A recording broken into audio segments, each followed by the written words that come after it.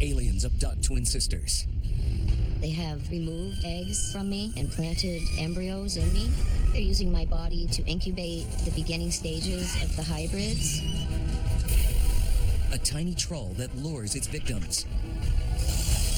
This creature looked right at me. It just appeared to be friendly, but if you buy into the Pukwudgie myths, that's how they get you. They snap you up. A demon that threw a town into fear. The witnesses in those 2 nights in 1977 were students together at the same high school. They were coming back from a party when they saw something on the side of the road, something that doesn't resemble any animal that anybody has ever seen before. For the first time, one of those witnesses comes forward to share her story. When I looked into the eyes of the Dover demon, I felt like a terrifying connection with the eyes, that it was like looking right through me, right into my soul.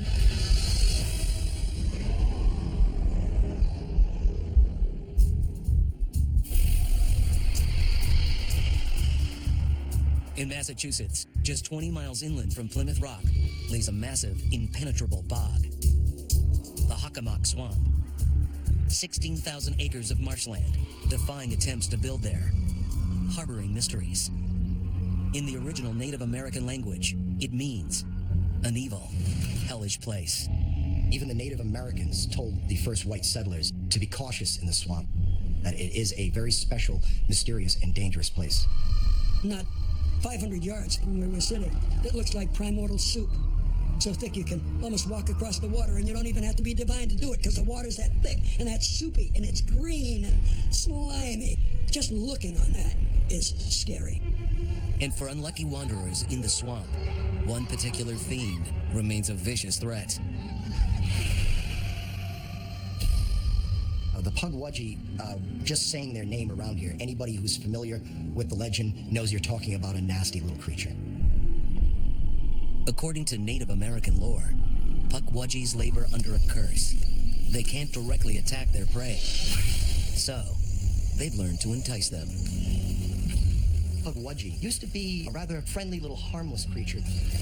But at one point they became very upset with both man and the creator God. And since then, the Pukwudgies had been something to avoid. They seemed to like to lure people deeper into the forest. Hey, come here and check this out. And then before you know it,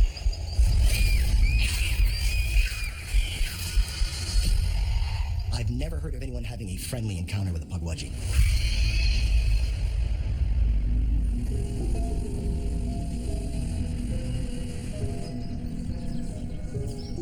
Retired ironworker Bill Russo lived in a home in Raynham, Massachusetts, built next to the Hockomock Swamp. He never believed the stories about dangerous creatures until he met one. I've heard many stories of bizarre happenings in this area. I can't confirm or deny any of that. I can only tell you what I saw one night after work. One night in 1995, Bill and his dog Sam went out on their walk around 1 a.m. Sam and I were very close, and she was my best friend. That night, we cut through my backyard, and we went into the deep woods by the swamps. We never felt uneasy. We never thought anything was going to pop out of the bushes.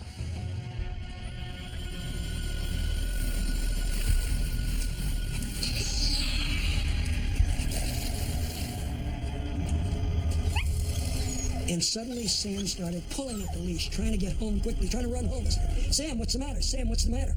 She just kind of cried, quivering. She was frightened. And Sam was not a dog that frightened easily. Something was scaring her. And then I began to hear something. It was faint at first. Here. Here. Joe, you are Joe.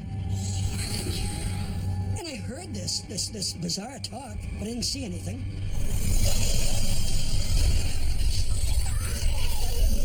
Just then, this 3 to 4 foot creature walked into the circle of light and just so confidently beckoned me, here, here.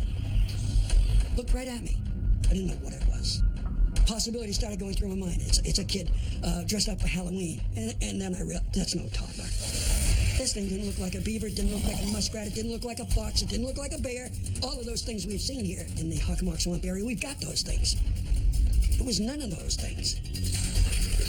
Just appeared to be friendly, but if you buy into the Pukwudgie myths, that's how they get you. And then to snap you up. They are not little innocent little creatures that live side by side with the Native Americans in this area. They've become somewhat of a little monster, a little terror. The Pukwudgie are small, no more than 3 to 4 feet tall. But according to legend, their powers are impressive. They have a reputation of using balls of light to lead you further and further into the woods, just to get you lost, or maybe to have some real nasty fun and make you walk off a cliff.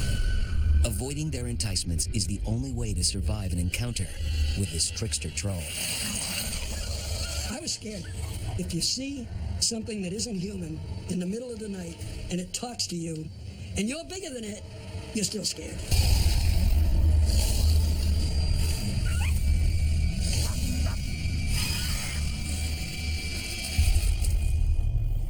We just made a big circle around it, and we didn't look back. My father's never been one to be into like ghosts or anything like that, ever. So it was definitely a weird experience hearing him talk about this thing that he saw. He was pretty shooken up about it. When I got home after the encounter, made a big pot of coffee, kept that coffee company all night. One cup after another, reliving the whole thing. Should I have talked to it? Should I have gone up to it? What was it? What did it say? And here's what it said. My best translation. We want you. We, not me. We, meaning there were more.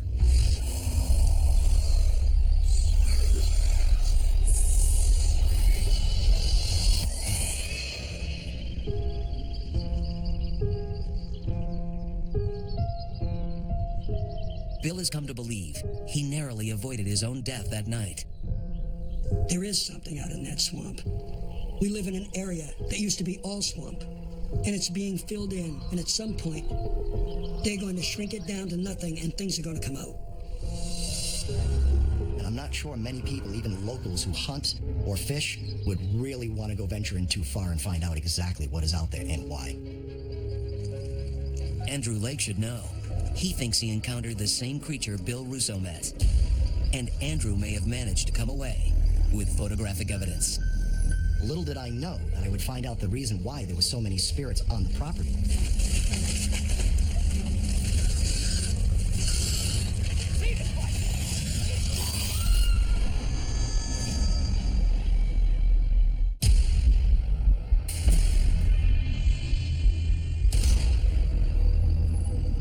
On a night in 2008, Andrew Lake joined a paranormal group exploring the Hockomock Swamp area for ghosts. It was the New England Ghost Project. They're one of the few groups that actually works with a psychic. Their psychic wanted to see if she could contact any of the Indian spirits that haunt the woods and so on and so forth. The search was coming up empty when things suddenly changed. While I was videotaping this, their psychic started thrashing about and acting like she was being attacked. Her thrashing was so violent, members of the team had to hold her down. Andrew caught the struggle on camera. What he didn't realize in all the confusion, something small and hidden was watching close by. When he was home later that night, Andrew reviewed the videotape. And during the struggle, hovering in the background, a strange face emerges. Just a simple little video camera, while someone was holding a flashlight, seems to have caught a little creature standing in the blueberry bushes. A freeze frame of that video, in my opinion, shows a tiny little creature that I wonder is could be a Pukwudgie. Just a few frames of videotape, but a new clue that the legend about Pukwudgie in the Hockomock Swamp might not be just legend. It's a really unique area. There's nothing like it anywhere else in New England. There are no homes out there, and there never will be. It's too wet, it's too thick, it's too dense. And I think that's why people could believe there could be monsters out there. If the Hockomock Swamp seems strange, it's only one small part of a larger triangle-shaped territory, crowded with inexplicable phenomena and UFO sightings. The Bridgewater Triangle. The Bridgewater Triangle definitely has some kind of energy field. I don't know if it's a vortex or a portal for ETs and other interdimensional beings, but there's some reason that these things happen in a small area of New England. For Bridgewater locals and twin sisters Audrey and Debbie Hewins, daily life resides at an entirely different address than most of us will ever know.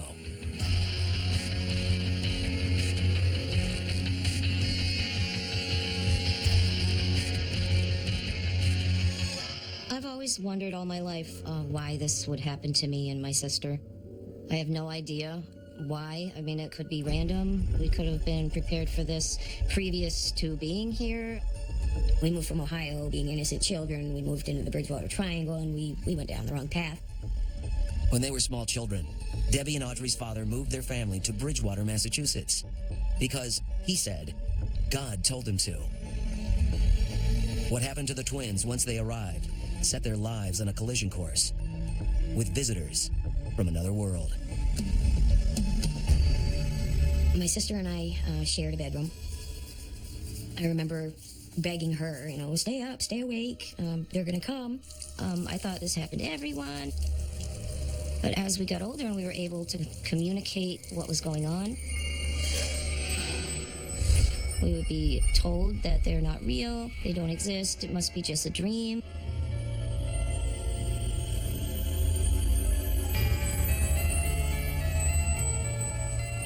Each night before the twins went to bed, the fear welled up inside. Fear of aliens from outer space. Good night. I always had a sense of anxiety, I guess, that they were coming.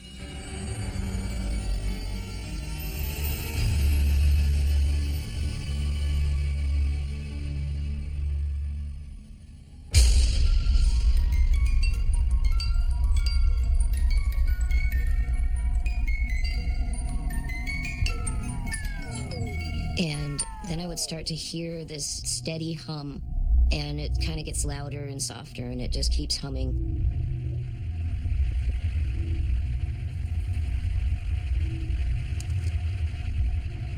The room fills with a pale bluish white light.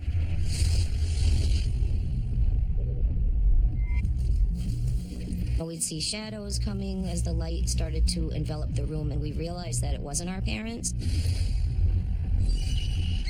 They're very frightening. They would hit you with this vibrating paralysis, and then they would elevate you off the bed. You don't even feel like yourself, and there is no control. They can bring you through the window, through the door, or through the ceiling.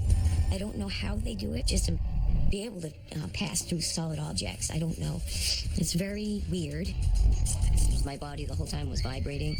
I saw a craft above my home and was brought to it slowly.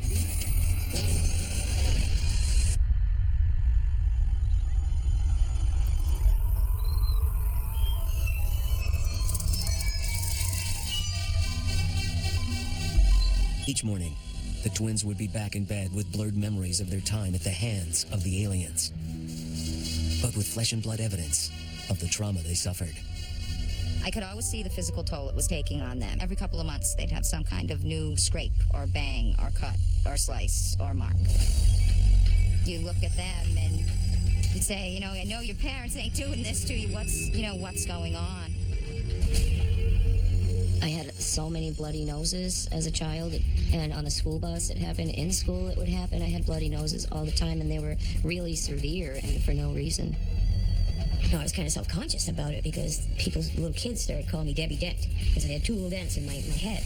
The one over here, there's not only a scar, but on my skull there's an indentation, like somebody's drilled in my skull. It's about the size of and roundness of a pencil eraser, but it shows up in x-rays, and I don't have an explanation.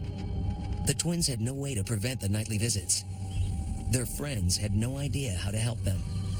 It is a helpless feeling when your friend comes to you and tells you these things are happening, and as a friend, you're powerless. You can love her, you can hug her, but you can't take it away. Their childhood encounters with the aliens were terrifying. As adults, it would get much worse. I actually woke up in the middle of the reproductive procedure. I've never been more scared. That was the worst thing that's ever happened to me.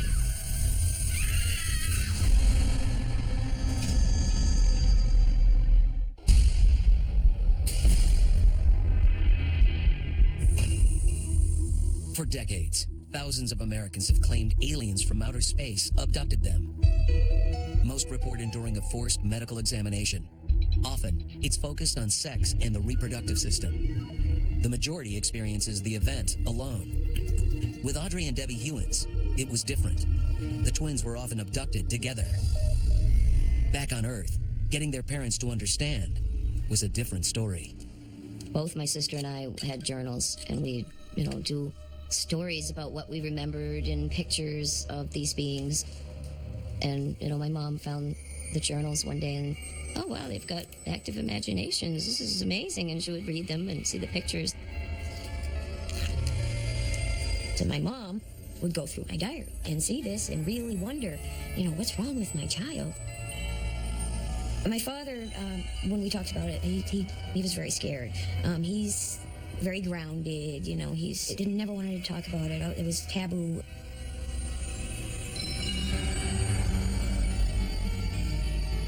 As adults, Audrey and Debbie started looking for answers, trying to make sense of their UFO encounters. Audrey and Debbie contacted me through my UFO website. They were afraid, they were frightened, and they were looking for help. What I was certain of right away was that there was more to these experiences than what they were consciously remembering, and it might be possible to unlock some memories of these events. Regression hypnosis is a really controversial procedure. It's used, for instance, in cases of trauma where trauma might cause some memories to be hidden, and under hypnosis, Debbie and Audrey relived the incredibly frightening, incredibly traumatic experiences that they had undergone during the time that they were abducted. For me, as somebody who was there to observe, this stuff was raw, it was real, it was coming from their memory, and it was absolutely frightening. Hypnosis clarified their traumatic memories, but the abductions continued and grew far more chilling. One night, when Debbie stayed over at Audrey's, the abduction turned violent. It's getting late. I think I'm gonna head off to bed. Yeah. Okay. Don't worry. I'll lock up. Thanks. When I went to bed that night in 2007, I had no idea what trauma I was going to go through.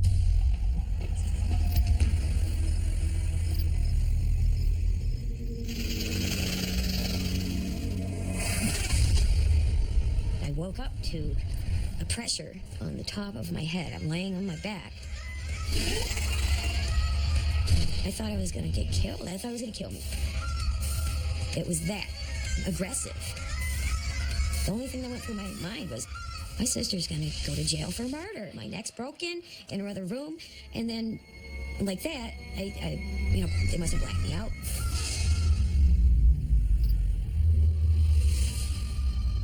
At the other end of the hallway, Debbie's sister Audrey felt something was wrong. I had gotten up, and I was almost down my hallway, and then I realized that I wasn't running. I was kind of floating, that I wasn't even, really moving. The appearance of my home melted away. I realized that I was in a craft again.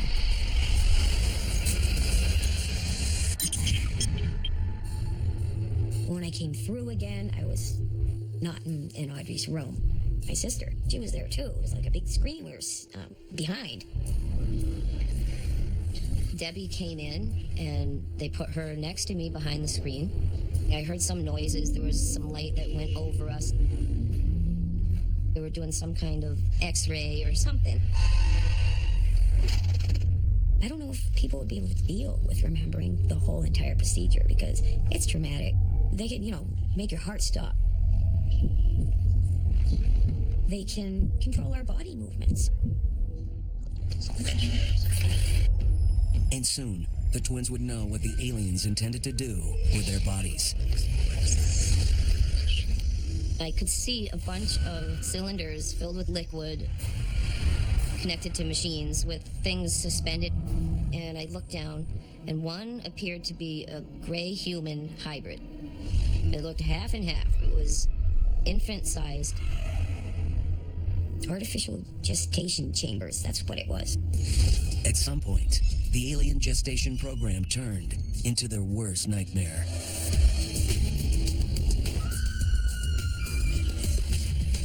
I was on a table in one of the rooms where they do the reproductive procedures. I actually woke up in the middle of whatever they were doing, so I actually felt a scraping where my ovary would be. I'm panicking, I'm in pain. I've never been more scared. That was the worst thing that's ever happened to me.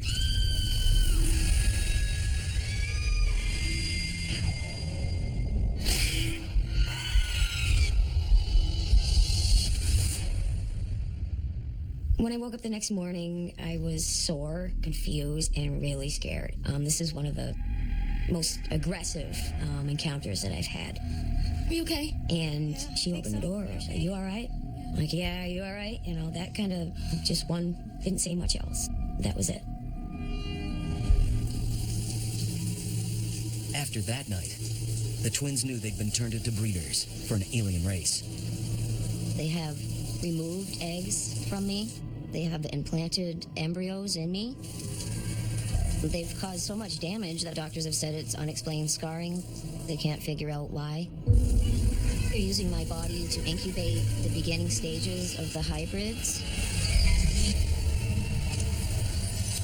And years later, when she was abducted again, Audrey and one of those hybrids would finally meet.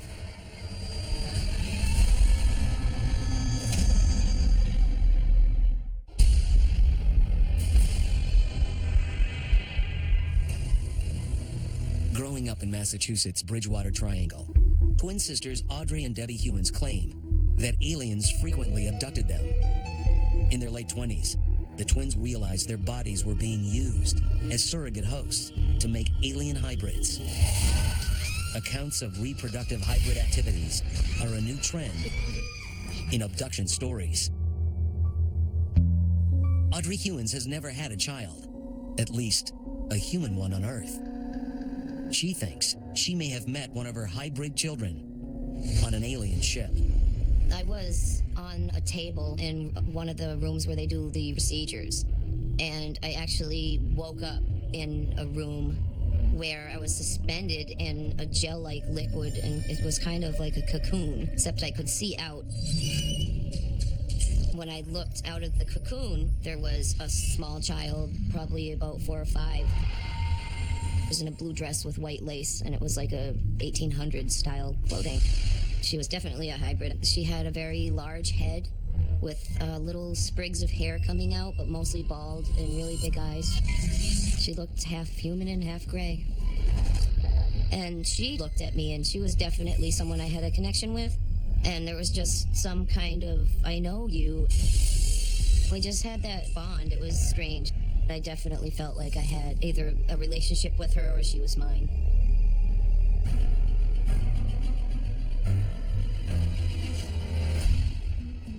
The twins maintain the alien gestation program continues, with thousands of humans serving as reproductive slaves.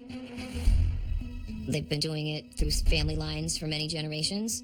I don't know if they're creating a different human, if they're trying to make a new species, or if they're supplanting the human race, or just introduce their genes into our bloodlines. I don't know. I wish I had the answers. It gets pretty creepy.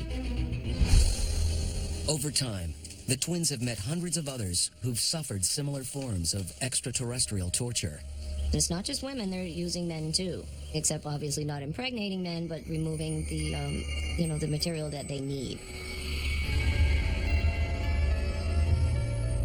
At one point, the twins were able to meet one of these men, someone with whom they had shared an abduction encounter. What else to do? In 1997, my brother's band was playing at this club. So we go into this club, and I looked over, and I saw this man back there, and I said, "Oh my, that is the guy that we met on the ship."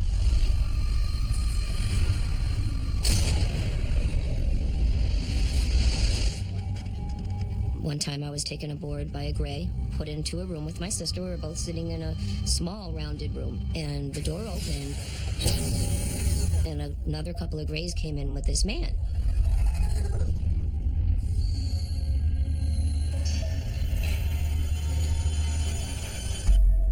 Are you okay? And that's all I can remember, and I never thought twice about it. I didn't know who he was. The man Audrey and Debbie recognized was Matt Moniz. A regular abductee, Matt lives just 22 miles from where Debbie and Audrey experienced their most intense alien abductions. I met Audrey and Debbie. I was brought to this, I'll call it a craft for lack of a better term. And I remember being brought through a doorway, and I remember talking to them and them talking to me. Are you okay? I think so. I just wish I knew what they were doing. That's the guy. That is him. We need to go talk to him. We walked right over to him. We said, hey, and he looked up. Do you remember us? We met like 10 years ago? Yeah. Oh my God, yeah. How are you? I discovered that this is not unusual and not uncommon. Plenty of other experiencers and abductees have run into each other in experiences and then run into each other in what we'll call stark reality, what we exist in here. A hotspot for these sorts of experiences is the Bridgewater Triangle. I don't know if it's a vortex. I don't know if there's a base there, but there's some reason that these things happen in a small area of New England.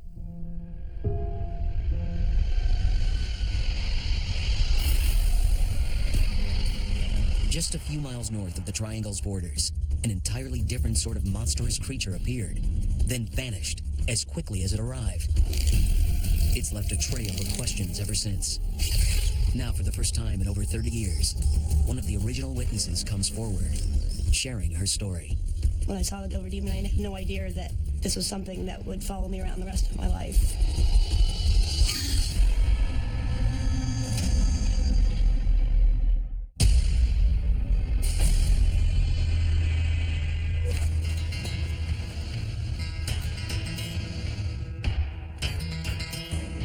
Just 20 miles outside of Boston, the sleepy town of Dover, Massachusetts. Driving through Dover, it's not hard to understand how people could believe that there would be some kind of a monster there. At twilight, Dover does have kind of a creepy feeling. As far as anyone knew, Dover wasn't the kind of place invaded by otherworldly creatures. At least it wasn't until 1977. The nights of April 21st and April 22nd, 1977 were absolutely bizarre for the town of Dover. Nights the likes of which the town had never seen before and probably will never see again. My husband at the time was police chief in Dover. He had to interview a whole bunch of people that had come in and wanted to hunt this Dover demon, wanted gun permits. All of the witnesses were frightened. I think it really shook them to the core. April 1977. 3 separate sightings over 2 nights, each one along Dover's dark wooded roads. You're not going to believe what I just saw last night. What is that? I saw this 2 nights ago. That is look right. All 3 witnesses were teenagers attending the local high school. Each of them saw something they couldn't explain. Something so bizarre, they felt compelled to capture it in quickly drawn sketches. No way, I've seen this. When did you see this? This doesn't make sense. This is weird. I don't.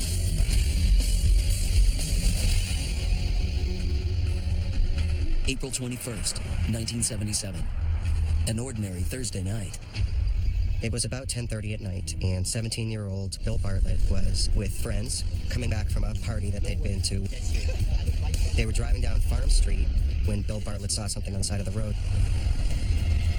What he saw was something that doesn't resemble any animal that anybody has ever seen before.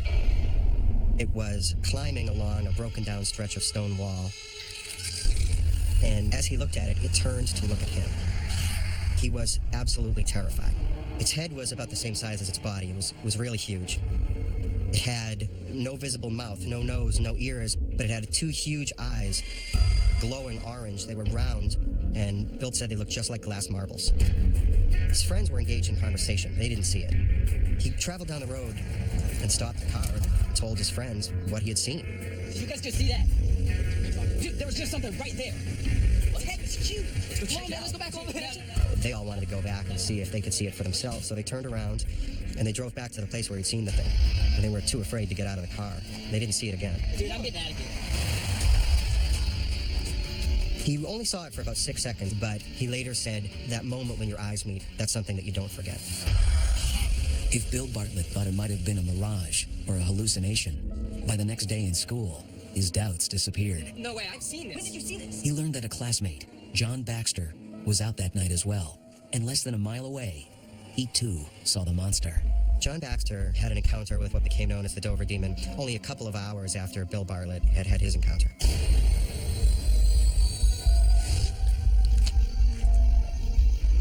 John Baxter was walking home from his girlfriend's house. It was 12:30 in the morning. It was dark. He saw something walking towards him on the road. At first, he thought that it was a friend of his who lived nearby, but as he got closer, he realized it couldn't be his friend. It was too small. Now, he's looking at this thing as it's coming closer to him, and he's calling out to it. Who is that? Who's there? He wasn't getting an answer.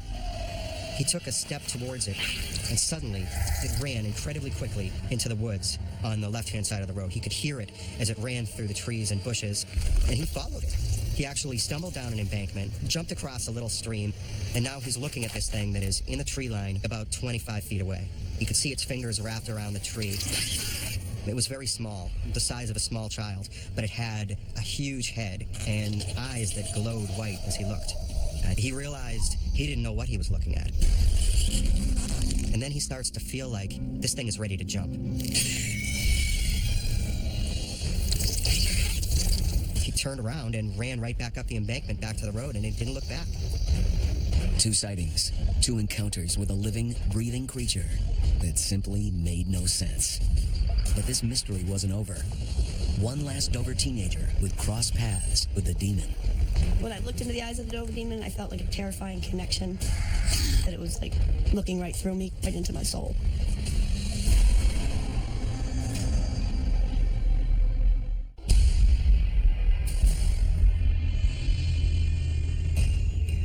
The sightings remain one of the most intriguing in the annals of American monsters. For 2 nights in April 1977, in sleepy Dover, Massachusetts, 3 residents had frightening encounters, one after the other, with a mysterious creature.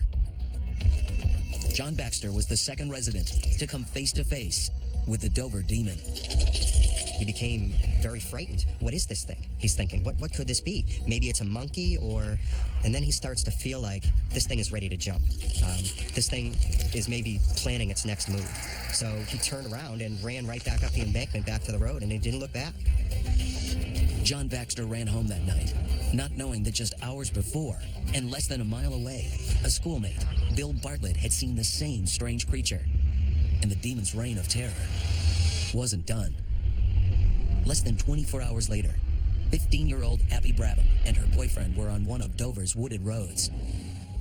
Nearly 4 decades after that fateful night, she shares her story. I was just hanging out at my boyfriend's house. We were just watching a movie. It was about midnight when my boyfriend drove me home. We drove that road all the time. We were driving down the road. It was a clear night. It was not raining or anything. There's no doubt in my mind what I saw that night. I saw it out my window on the right-hand side, by the edge of the road. What caught my attention first was the head and the eyes, because the eyes were actually looking right at me, kind of piercing at me, is what kind of scared me more than anything. To me, at first, it kind of looked like a monkey. It was crouched over in the road, but its head, which looked up at me, was like a big watermelon-type head. And the skin was kind of a different color skin. It was like a tannish skin, not like a hairy animal. My first reaction was, let's get out of here. I've never seen anything like that in my life. My boyfriend got a quick glimpse of it. He did see the unusual head and the eyes that I saw, but he did not, obviously because he was driving, get as close a look as I did at it. 3 separate sightings. 3 very similar descriptions of a mysterious creature, neither human nor animal. Once word leaked out, the tiny New England town went wild with speculation and fear. There was a lot of hysteria in the town for a little while there. People were like thinking they were going to go kill it. The town's hysteria was enhanced when Bill Bartlett, John Baxter, and Abby Brabham each drew pictures of the creature they saw. No way, I've seen this. When did you see this?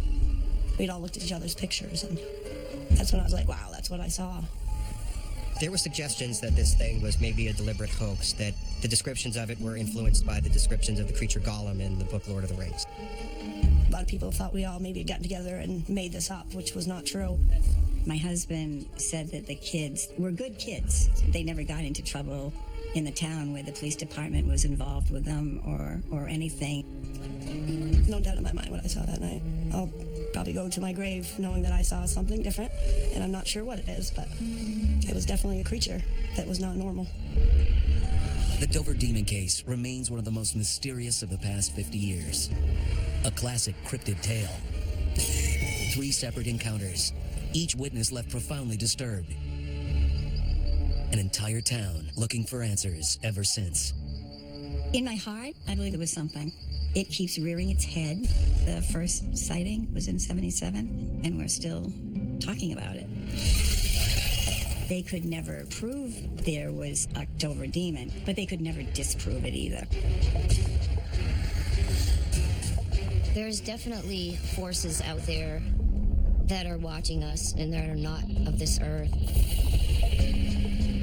There's something out there. I don't know from where. And I'm not sure what it is, but there definitely is something out there.